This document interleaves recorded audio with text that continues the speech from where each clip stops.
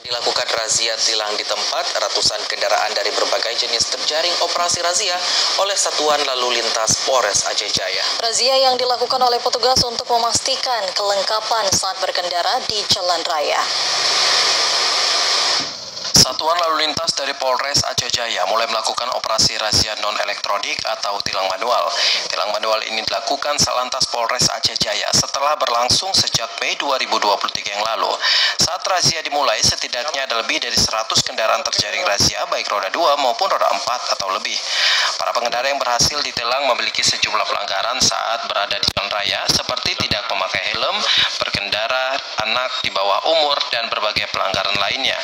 Bagi pengendara yang terkena razia, pihak petugas langsung membuat surat tilang di tempat yang selanjutnya memprosesnya di pengadilan. Kasat Lantas Polres Aceh Jaya, Ibtu Asy'ari menyampaikan, razia yang dilakukan oleh Satuan Lalu Lintas saat ini dinamai dengan hunting system atau upaya petugas untuk melakukan penindakan langsung terhadap pengguna jalan yang kasat mata melakukan pelanggaran. Menurutnya, pola penindakan hunting system ini bersifat insidentil, yaitu petugas melaksanakan patroli di tempat-tempat yang berpotensi terjadinya pelanggaran lalu lintas, dan bila petugas menjumpai pelanggar lalu lintas akan langsung dilakukan penindakan.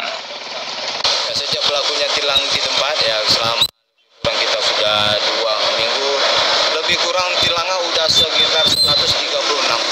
Cek, ya. Rata-rata apa ya, Pak?